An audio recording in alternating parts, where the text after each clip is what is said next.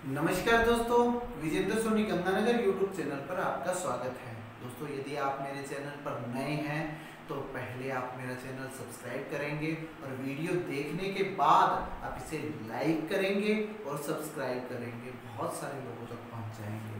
आज का हमारा टॉपिक है भारत में लोहा इस्पात। बड़ा इंपॉर्टेंट टॉपिक है, हर प्रतियोगी परीक्षा और विश्वविद्यालय स्तर की परीक्षा के लिए बड़ा महत्वपूर्ण वीडियो है। आप बने रहें अंत तक। स्टार्ट करते हैं।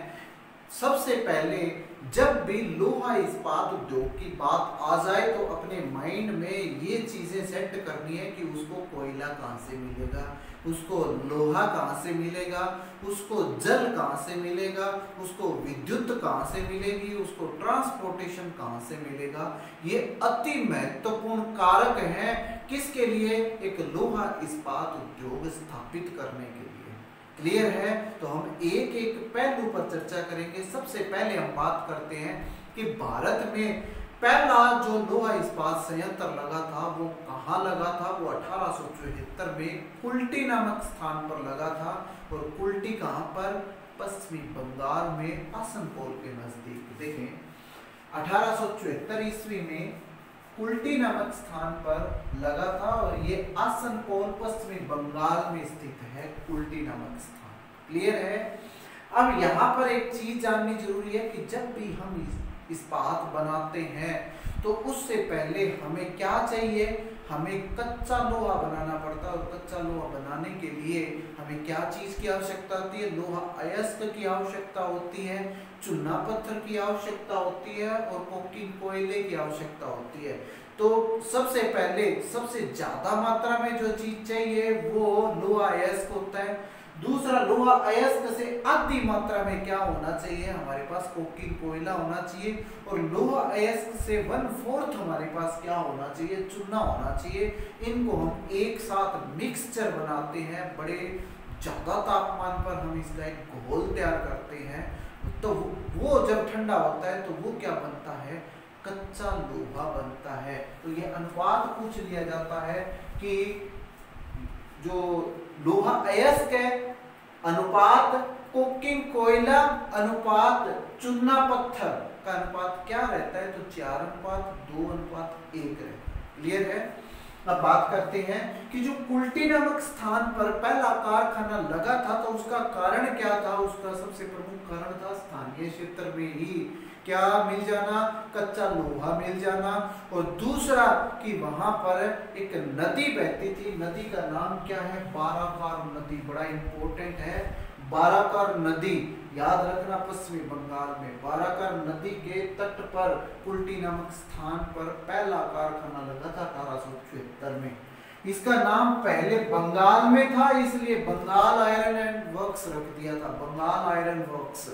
फिर बाराकार नदी के नाम पर इसका नाम बाराकार आयरन वर्क्स रख दिया और फिर पुनः इसका नाम चेंज करके Bengal iron and steel company कर दिया था। क्लियर है? तो ये पहला कारखाना है जो भारत में लगा था। इसके बाद हम बात करते हैं टिस्को की। देखिए, टिस्को नाम से ही हमें पता लग जाना चाहिए कि इसकी फुल फॉर्म क्या है। ये पूछ ली जाती है टिस्को नाम से। तो टिस्को की फुल फॉर्म क्या है? Tata iron, Tata iron and steel company, Tata iron and steel company.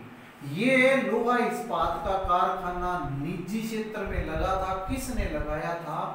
सांकची नामक स्थान है, सांकची नामक स्थान है। लगाया किसने था? जमशेदजी टाटा ने लगाया था। जमशेदजी टाटा ने लगाया था, जमशेदजी टाटा ने। और इसी के कारण इस सांकची को वर्तमान में क्या कह देते हैं? जमशेदपुर कह देते हैं। जमशेदपुर। जमशेदपुर कहां पर है? तत्कालीन उस समय का तो क्या था?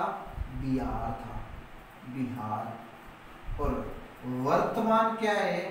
वर्तमान झारखंड, वर्तमान झारखंड में ये स्थित है जमशेदजी टाटा ने लगाया था। सांची नामक स्थान है, जमशेदपुर कहते हैं इसको।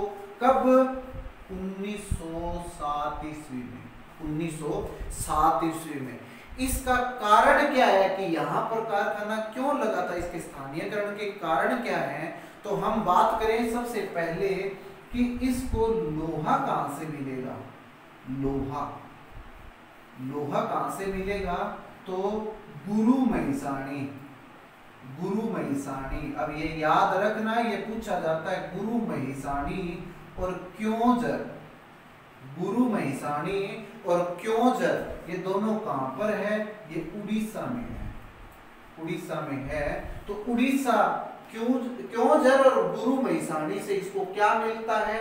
लोहा मिलता है। क्लियर है? कोयला कहां से मिलता है? कोयला, तो कोयला इसको जरिया की खान से मिलता है। जरिया की खान से, और जरिया की खान कहां पर है? झारखंड में है। जरिया की खान झारखंड में है। और इसके नजदीक जो बहने वाली नदी है उसका नाम है Swarnarekha.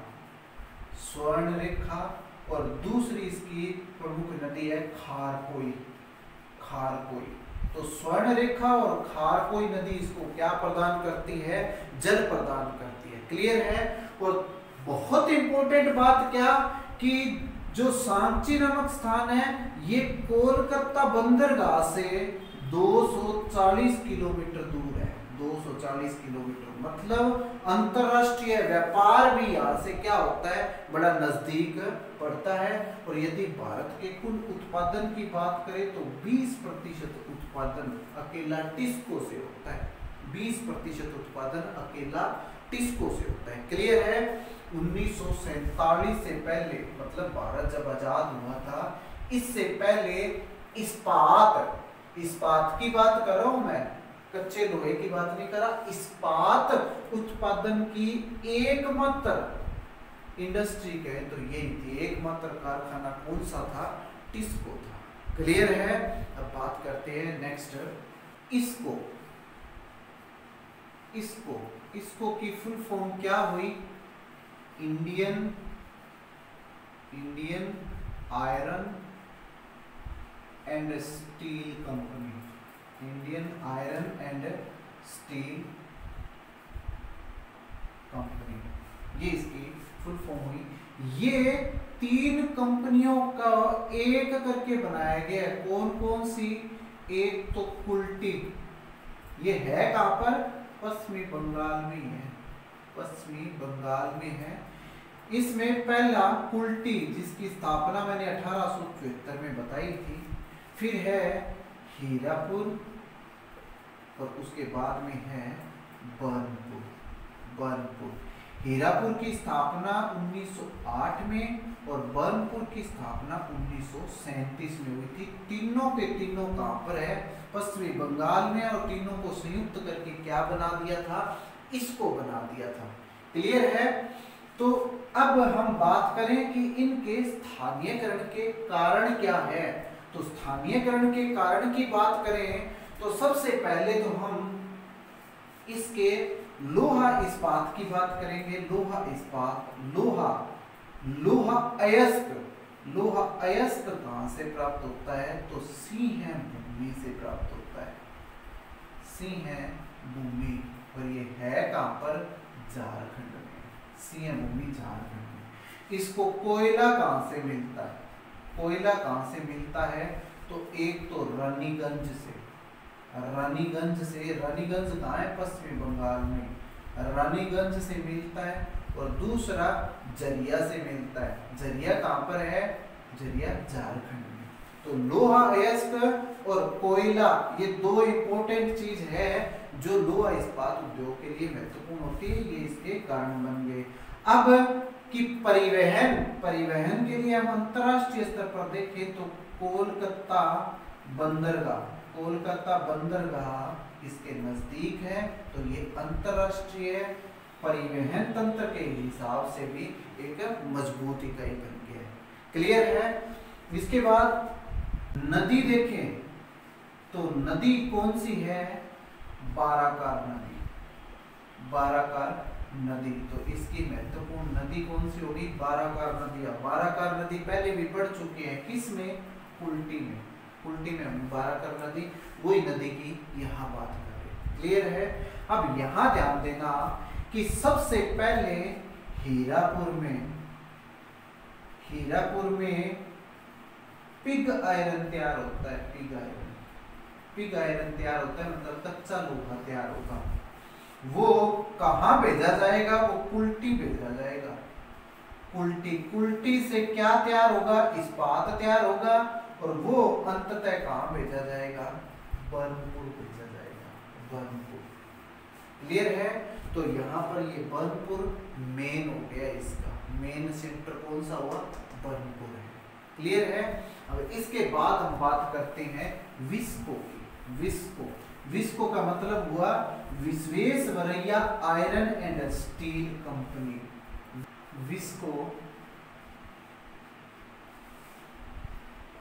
Visvesvaraya iron and steel company, ये इसका पूरा नाम है। विश्वेश्वरैया है कौन? भारत के महान अर्थशास्त्री थे विश्वेश्वरैया, उनके नाम पर रखा हुआ है। अब यहाँ ध्यान देना, ये है कहाँ पर? जैसे हम दक्षिण भारत में जाते हैं तो कर्नाटक, ये कर्नाटक का एरिया आ गया। इस जगह कर्नाटक, केरल से ऊपर, तो यहाँ पर भद्रावती नामक स्थान है। भद्रावती नामक स्थान पर ये कौन सा है? Visvesvaraya iron and steel company. Clear है? अब इसके नजदीक हम देखेंगे शिव समुद्रम जलप्रपात।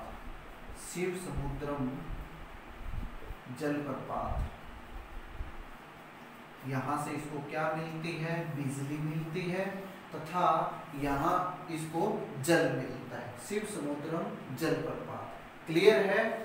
अब इसके बाद यदि हम इसके लोहा इस्पात की बात करें, बहुत इंपॉर्टेंट बात है। लोहा इस्पात के लिए हमें कच्चा माल लोहे के रूप में चाहिए। लोहा कच्चा, वो हमें कहां से मिलेगा? बाबा बदून की पहाड़ी है। बाबा बदून की पहाड़ी है। कहां पर? कर्नाटक में बाबा बदून की पहाड़ी है। वहां से हमें क्या मिलेगा? कच्चा लोहा मिल जाएगा। क्लियर है? और पहले इसका नाम क्या रखा था? Mysore iron and steel company, ये नाम रखा था इसका। Mysore iron and steel company को बाद में नाम परिवर्तन करके क्या कर दिया था? Visvesvaraya iron and steel company. अच्छा, इसकी स्थापना कब हुई थी? 1923 में होती है। इसकी स्थापना 1923 में होती है। अब बहुत इंपॉर्टेंट बात बोल रहा हूं कि सार्वजनिक महत्व की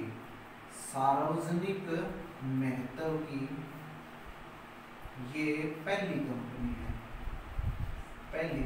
है। सार्वजनिक महत्व की पहली कंपनी है। और एलोए व्हील जो आते हैं ना, एलोए जो इस्पात के बने होते हैं, एलोए का उत्पादन यहाँ पर प्रारंभ हुआ था। कहाँ पर? Visvesvaraya iron and steel company. Next देखते हैं, द्वितीय पंचवर्षीय योजना कहाँ से कहाँ तक चली थी? 1956 से 1961 तक। ये द्वितीय पंचवर्षीय योजना का समय है। अब इसमें यदि देखें तो 3 महत्वपूर्ण लोहा इस्पात संयंत्र लगे थे भारत में। कौन कौन से? भिलाई का कारखाना कहाँ पर है? छत्तीसगढ़ में। भिलाई का कारखाना छत्तीसगढ़ में। राउरकेला का कारखाना ये कहाँ पर? उड़ीसा में। और तीसरा दुर्गापुर का कारखाना कहाँ पर? पश्चिमी बंगाल में। अब ये ऐसे कैसे पूछा जाता है? भिलाई, राउरकेला और दुर्गापुर का कारखाना। अब भिलाई का कारखाना किसकी सहायता से लगा था? राउरकेला की कारखाना किसकी सहायता से लगा था? दुर्गापुर का कारखाना किसकी सहायता से लगा था? इसके लिए मैंने एक ट्रिक बना रखी है, वो ट्रिक याद रखना। क्या कि बीरू, बीरू राजस्थानी में बीरू किसको कहते हैं? साथी को, साथी को बीरू दूब पर राज करे, राज करे। तो बीरू भिलाई रूस की सहायता से लगा था, रूस की सहायता से लगा था। क्लियर है? दूब दुर्गापुर का कारखाना ब्रिटेन की सहायता से लगा था, ब्रिटेन की सहायता से लगा था। और राउरकेला का कारखाना जर्मनी की सहायता से लगा था, जर्मनी की सहायता से। कब के हैं? द्वितीय पंचवर्षीय योजना के। अब एक एक की बात करते हैं। पहले भिलाई की बात करते हैं। भिलाई है कहां पर? छत्तीसगढ़ में है और रूस की सहायता से लगा था। कब? 1959 ईस्वी में इसमें उत्पादन प्रारंभ हो गया था। 1959 ईस्वी में उत्पादन प्रारंभ हो गया था। इसको जो लोहा मिलता है वो डल्ली राजहरा की एक खान है छत्तीसगढ़ में, वहां से मिलता है लोहा, लोहा डल्ली राजहरा, राजहरा की खान है। कहां पर? छत्तीसगढ़ में, छत्तीसगढ़ में यहाँ से मिलता है। यहाँ ध्यान रखना कि जो भारत का सबसे शुद्ध लोहा है वो छत्तीसगढ़ की एक खान है, बिल्ला डीला की खान, वहां से निकलता है। क्लियर है? फिर कोयले की बात करते। कोयले के लिए कोरबा, कोरबा क्षेत्र है। कहां पर? छत्तीसगढ़ में, छत्तीसगढ़ में। और दूसरा है करगाड़ी, करगाड़ी क्षेत्र। करगाड़ी क्षेत्र कहां पर है? झारखंड, झारखंड। तो ये चीजें आपने ध्यान में रखनी है कि इसको कोयला कहां से मिल रहा है? कोयला मिल रहा है कोरबा और करगाड़ी से। एक है छत्तीसगढ़ में कोरबा और करगाड़ी है झारखंड में। क्लियर है? अब बड़ी इंपॉर्टेंट बात क्या है कि इसके नजदीक जो ये विशाखापत्तनम शिपयार्ड है, विशाखापत्तनम शिपयार्ड है, शिपयार्ड, विशाखापत्तनम शिपयार्ड को ये सप्लाई करता है। क्या? लोहा इस्पात। मतलब इसकी खपत कहाँ हुई? विशाखापत्तनम शिपयार्ड में इसकी खपत होती है। क्लियर है? और इसको विद्युत कहाँ से मिलता है? तो कोरबा में ताप शक्ति विद्युत गृह भी है, ताप शक्ति विद्युत गृह भी है। तो यहाँ से इसको क्या मिलता है? विद्युत की सप्लाई होती है। और इसके नजदीक ही एक तंदुला, तंदुला, तंदुला बांध भी है। तो इस बांध से इसको क्या होता है? विद्युत और जलापूर्ति होती है। क्लियर है? फिर अब बात करते हैं राउरकेला की, राउरकेला की। राउरकेला कहां पर है? राउरकेला उड़ीसा में है। और उड़ीसा में दो नदियां बहती है। कौन कौन सी? एक तो कोयल नदी, कोयल नदी, और दूसरी है शंख नदी। कोयल और शंख नदी के संगम पर यहाँ पर एक क्षेत्र है जिसका नाम है सुंदरगढ़, सुंदरगढ़, सुंदरगढ़। ये सुंदरगढ़ क्या है? ये लोहा उत्पादक क्षेत्र भी है। तो यहाँ पर इसकी स्थापना की गई है। और ये किसकी सहायता से? जर्मनी की सहायता से। जर्मनी में भी क्या?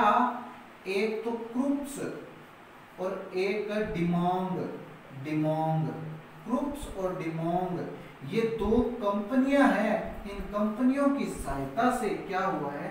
राउरकेला की स्थापना हुई है। क्लियर है? इसको जो लोहा है, लोहा इसको सुंदरगढ़ से और क्योंझर से प्राप्त हो जाता है। सुंदरगढ़ और क्योंझर से प्राप्त हो जाता है। और वर्तमान में इसका नाम क्या है? HSL, मतलब Hindustan steel limited, Hindustan steel को यदि हम कोयला देखें तो वो कोयला इसको कहां से प्राप्त होगा, क्योंकि निकटवर्ती क्षेत्र में सबसे बड़ी खान इसके कौन सी है, झरिया की है, तो झरिया से इसको कोयला प्राप्त हो जाता है। अब बात करते हैं दुर्गापुर की। दुर्गापुर है कहां पर, पश्चिमी बंगाल में है, और किसकी सहायता से लगा था, अच्छा राउरकेला की एक बात ध्यान में रखना, ये 1956 का है, 1956 का। पश्चिमी बंगाल में दुर्गापुर ब्रिटेन की सहायता से लगा था। मैंने ट्रिक भी बताई है इसकी, ट्रिक के माध्यम से आप याद कर सकते हैं। ये कारखाना कब लगा है, 1962 ईस्वी में यहाँ पर निर्माण प्रारंभ हो गया था, मतलब लोहा इस्पात प्रारंभ हो गया था। और यदि हम इसके कोयला क्षेत्र की बात करें, बहुत ही महत्वपूर्ण खाने हैं कोयला क्षेत्र की, कौन सी, रानीगंज, कहां पर है, पश्चिमी बंगाल में, और झरिया, झरिया कहाँ है, झारखंड में। क्लियर है। और लोहा की बात करें कि लोहा कहां से प्राप्त होता है, तो ये नोवा मंडी है, नोवा मंडी, और ये नोवा मंडी कहां पर है, उड़ीसा में, उड़ीसा, नोवा मंडी उड़ीसा से इसको क्या मिलता है, लोहा मिलता है। और यदि जल विद्युत की बात करें कि जल विद्युत इसको कहां से मिलता है, तो डीवीसी मतलब दामोदर घाटी परियोजना से इसको क्या मिलता है, जल विद्युत मिलती है। क्लियर है। नेक्स्ट देखते हैं बोकारो का कारखाना। बोकारो, बोकारो कहां पर है, झारखंड में, झारखंड में। इसकी जो स्थापना हुई थी वो तो 1964 में होती है, और जो उत्पादन प्रारंभ हुआ था वो 1972 में होता है। क्लियर है। अब बड़ी इंपॉर्टेंट बात बता रहा हूं कि बोकारो एक नदी का नाम है। बोकारो व दामोदर नदी के संगम पर इसकी स्थापना हुई है। किसकी, बोकारो, झारखंड का जो विद्युत संयंत्र, ये लोहा इस्पात संयंत्र है, इसकी। और बोकारो में एक विद्युत संयंत्र भी है, ठीक है। इससे इसको क्या उत्पादन मिलता है, इसको विद्युत मिलती है। अब मोस्ट इंपोर्टेंट बात कि न्यूनतम परिवहन लागत, न्यूनतम परिवहन लागत सिद्धांत पर आधारित यदि कोई भारत में लोहा इस्पात संयंत्र है तो वो कौन सा है, बोकारो का संयंत्र है, क्योंकि ये स्थानीय क्षेत्र से इसको क्या मिल जाता है, कोयला, स्थानीय क्षेत्र से इसको कच्चा लोहा मिल जाता है। इवन ये क्या करता है कि बोकारो से जो लोहा और कोयले का उत्पादन होता है वो कच्चा माल जो अयस्क रूप है उसको राउरकेला भी यहीं से पहुंचाया जाता है। क्लियर है। नेक्स्ट देखते हैं विशाखापत्तनम, विजयनगर, सलेम और पारादीप। विशाखापत्तनम कहां पर है, आंध्र प्रदेश में, आंध्र प्रदेश में। विजयनगर कहां पर है, कर्नाटक में। सलेम कहां है, तमिलनाडु में। ये मिलान करने आ जाते हैं। और पारादीप कहां पर है, उड़ीसा में, उड़ीसा में। अब हम एक एक देखते हैं। विशाखापत्तनम, देखिए विशाखापत्तनम का मैंने संबंध पीछे भी जोड़ा था, किससे, भिलाई से। भिलाई से इसका संबंध जोड़ा था कि भिलाई में जो उत्पादन होता है वो किसको दिया जाता है, विशाखापत्तनम शिपयार्ड को दिया जाता है। तो विशाखापत्तनम और भिलाई का आपस में संबंध है। भिलाई का छत्तीसगढ़ में, और छत्तीसगढ़ में एक खान है जिसका नाम है बिल्ला डीला। मैंने बताया भी था उस टाइम में, बिल्ला डीला की खान। तो बिल्ला डीला की खान से इसको क्या प्राप्त होता है, लोहा अयस्क प्राप्त होता है। ये ध्यान में रखना, लोहा अयस्क इसको कहां से प्राप्त होता है, बिल्ला डीला की खान से प्राप्त होता है। मोस्ट इंपोर्टेंट बात इसमें और क्या है कि बंदरगाह, बंदरगाह पर स्थित भारत का पहला ये लोहा इस्पात संयंत्र है। कौन सा, विशाखापत्तनम, आंध्र प्रदेश। क्लियर है। फिर बात करते हैं विजयनगर की, कहां पर है, कर्नाटक में है। कर्नाटक में विश्व प्रसिद्ध एक खान है जिसका नाम है बेल्लारी हासपेट, हासपेट। ये कर्नाटक का वही क्षेत्र है जहां मैंने बाबा बदून की पहाड़ी बताई थी आपको, उसी के नजदीक है बेल्लारी हासपेट। ये वो क्षेत्र है जहां पर कोयला भी है, चूना पत्थर भी है और लोहा अयस्क भी है। ये सारी की सारी चीजें यहाँ पर मिलती हैं और स्थानीय क्षेत्र में इसको जल और जल विद्युत दोनों ही मिल जाते हैं। इसलिए पूर्णतया स्वदेशी तकनीक पर आधारित, स्वदेशी तकनीक पर आधारित कारखाना है। कौन सा? विजयनगर का। क्लियर है? फिर बात करते हैं सलेम की। सलेम का तमिलनाडु में 1992 में यहाँ पर इस्पात निर्माण प्रारंभ हो गया था। क्लियर है? लेकिन इसके स्थानीयकरण का कारण क्या है? तमिलनाडु में एक जगह है नेवली। नेवली नाम आते ही आपको एक संसाधन याद आ जाना चाहिए, क्या? लिग्नाइट। तो लिग्नाइट कोयला यहाँ पर बहुत है। कहाँ पर? नेवली में। लिग्नाइट कोयले की उपस्थिति इसको स्थानीयकरण देती है और निकटवर्ती क्षेत्रों से ये क्या कर लेता है? लोहा अयस्क का आयात कर लेता है। क्लियर है? और फिर है पाराद्वीप। पाराद्वीप कहाँ पर है? उड़ीसा में है। उड़ीसा में एक क्षेत्र है जिसका नाम है क्योंझर। तो क्योंझर से इसको क्या प्राप्त होता है? लोहा प्राप्त होता है। लोहा क्योंझर से प्राप्त होगा। क्योंझर।